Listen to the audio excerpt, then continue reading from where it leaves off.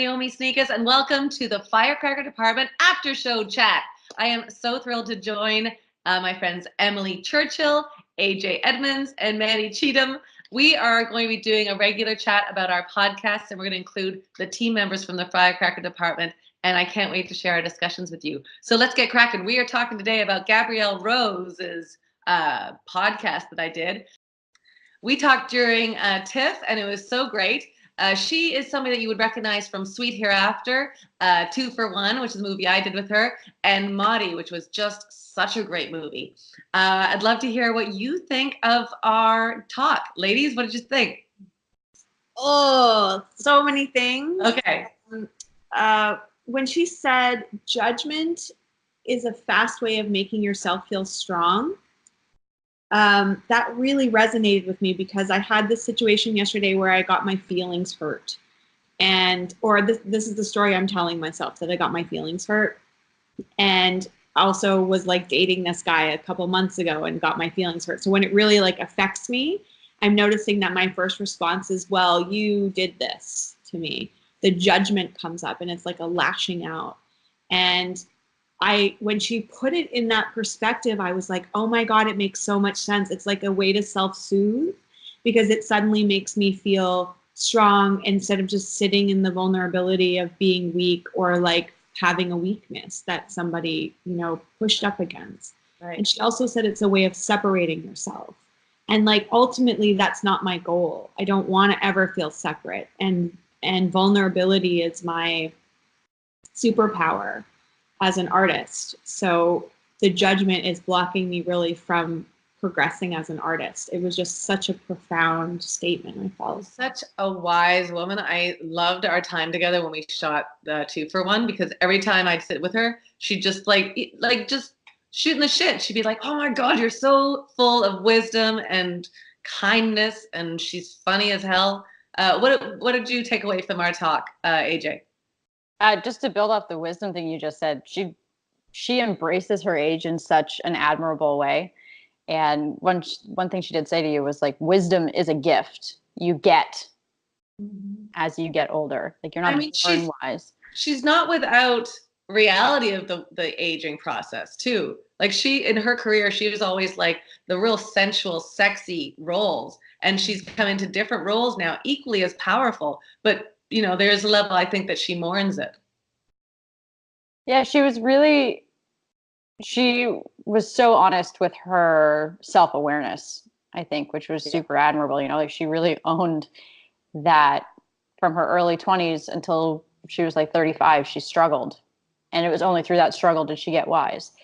And, it's comforting to see her on the other side and know that, of course, she's found recovery through it. But to know that we all kind of go through that, and when we look at somebody and maybe we feel the judgment or we feel like they've hurt us, it's so easy to make it all about ourselves when you have to also think, like, what are they going through? Mm-hmm. And what you see them going through, they're probably going through 6 other things on top of it. And that's something I do think we forget about in our industry is like we're so compassionate and then we can be so cruel as well. Every time somebody cuts me off when I'm driving, I'm like, maybe they're rushing to the hospital. Because I'm like, otherwise I'm like, that's crazy. Emily, what did you think about our chat? I'll tell you the one thing that I just loved. I'm getting emotional just thinking about it. She said, and I quoted this, she looked at older women. We don't look at each other.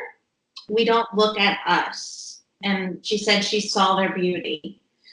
That just hit me really hard. Because I self-reflected and I was like, do I do that? Do I not look at other women and see their beauty? And I was like, I'm getting chills, you guys. So that probably means I do not see them. Oh, that's awful. It's just really sad. Yeah. And I'm so glad that she said that because I hope that brings it to light. Yeah. Yeah. That resonate with you, Mandy? Yeah. I had this, I've started growing out my gray hair and joined this community of Silver Sisters. And I went to the first meetup about a month and a half ago.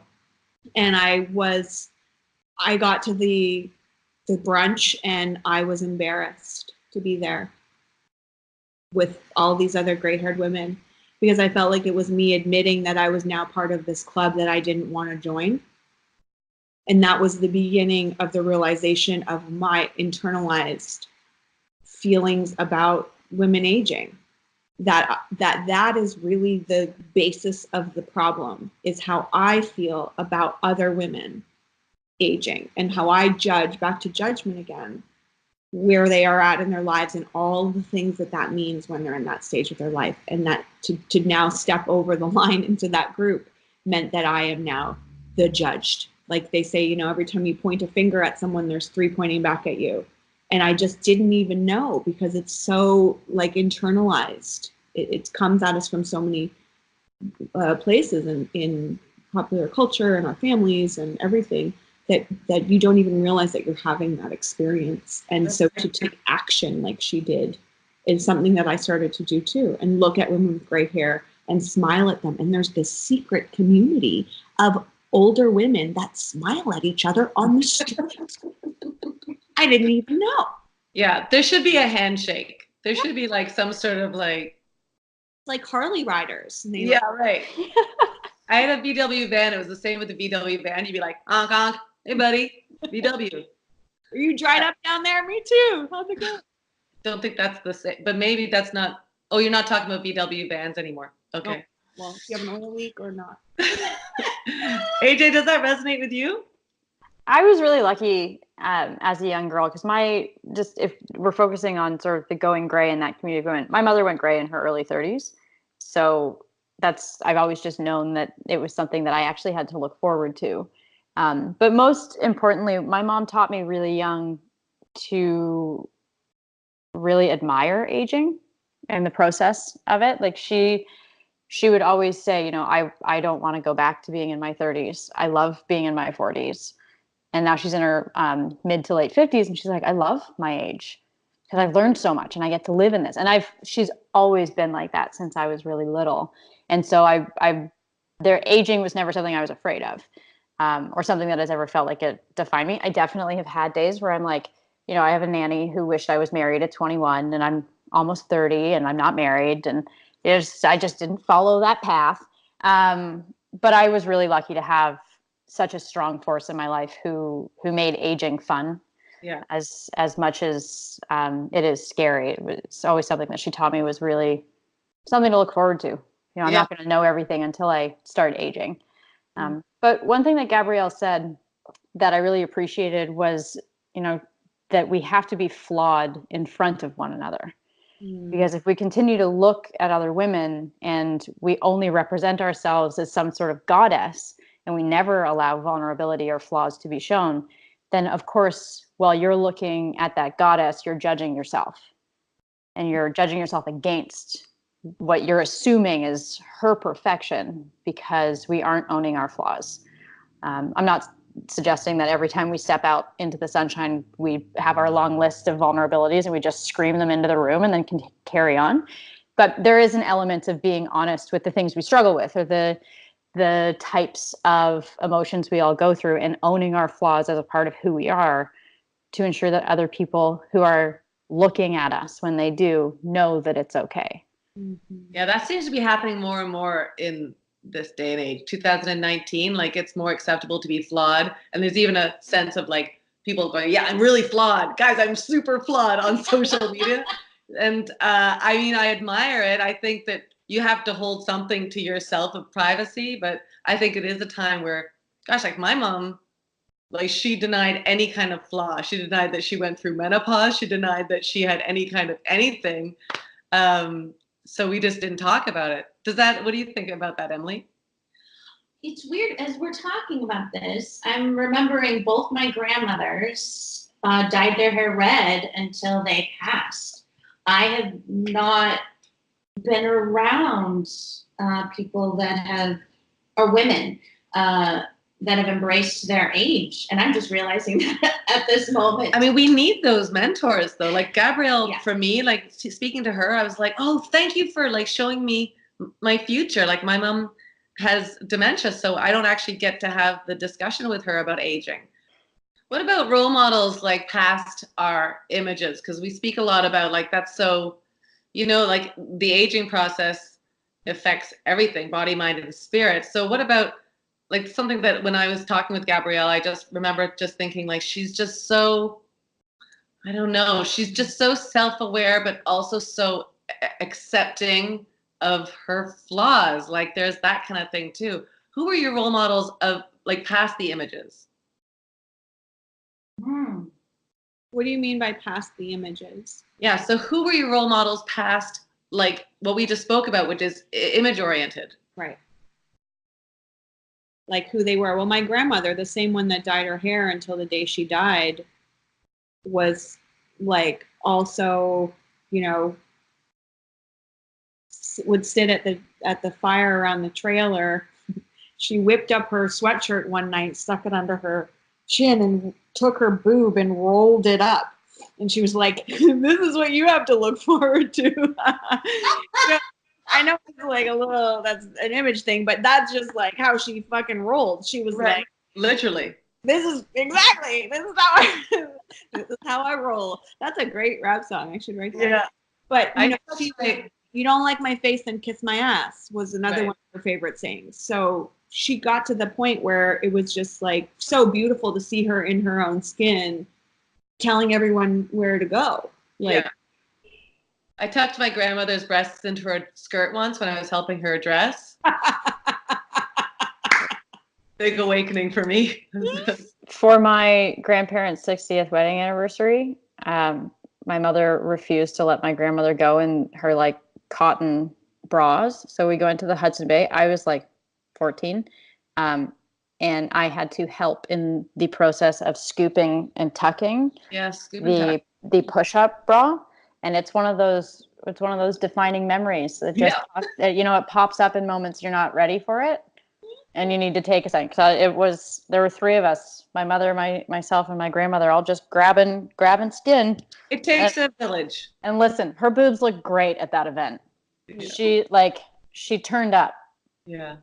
But it took the village. My grandmother had the same sort of thing. She didn't care about things. She just cared about activities and doing things and learning. She was constantly curious. It's something, she died at 105, and she was like always asking questions and wanting to learn more about like the internet and everything. It was incredible. Emily, other than your grandma Mimi, Maddie has something? Yeah, Naomi, I just wanted to say it was so beautiful how much you shared about your experience with your mom on the podcast. And you know, Gabrielle said, like, it's important that we hear about that story and what that feels like, because like you were saying, it's the new cancer. It's like so many people are going through it, and not enough families are talking about what it feels like. So and I've heard you mention it on a few podcasts, and I really appreciate that you do. And I think it's important, and just want to say thank you. Yeah, I mean, my mom was like my original firecracker. It was typical at a party at our house to see, like, in the middle of all these chemistry students, you'd see 2 feet go up in the air, and she'd be like, "I'm just gonna do a headstand in the middle of the party." Or she was always like playing tricks, and she was so full of like, you know, mischievousness. And so this new mom with dementia is still my mom. She's just a different mom, and I mean, it definitely was not easy at the beginning, but I've embraced what it is because I don't have a choice. Yeah. So I know I'm a fairly positive person, but I have my days. But this, I kind of go, you know what? She knows she's loved. She's not in pain. I can still embrace her. There's a lot that could be way worse. So I feel like my glass is half full. But yeah, and there's a lot of people that deal with it too. Any final words about Gabrielle's podcast or anything that you got jazzed about? Emily, did you have a thing? There is, and I might sing, so watch out. Bring it. One thing she quoted was, "Every bad thing I went through, I learned from, and it made me stronger." And so I just thought of Kelly Clarkson, right? Yeah. But can you make you stronger? I was like, yes, that's perfect. Yeah. So I want to put that out there, put that in your pocket, take it home with you. I love it. Thanks, ladies. What a great chat. Thank you so much. Thanks for tuning into the Firecracker Department After Show chat. What are you guys working on? Emily. Yeah, I'm going to be on Sydney to the Max, which is a Disney show, as Gretchen, the dance mom. Yes, you are. Fantastic. AJ, what about you? I am just at the tail end of curating an online film school and preparing that for launch. So it's really just starting a new business and exploring who my audience is. So that's taking up a lot of time. Great. Mandy? I have my podcast Going Gray in Tinseltown that just launched a couple months ago, and my newest episode is Pam Hyatt, who's another actress who's been acting for 60 some odd years. She's 84, 85 now, so listen to that for a lot of this kind of discussion too, and also why you should never go into a hotel room with Davy Crockett. Yeah, that's probably good words to live by. Hey, thank you so much for joining us. Go find out more about Firecracker Department at our website, which surprisingly is firecrackerdepartment.com. Join our community, join our newsletter. We'd love to know what you're working on and how to share and encourage the next project that you're taking action with. Thanks, gals, so much. And we'll see you next time on the Firecracker After Show. Bye, everybody. Thank you.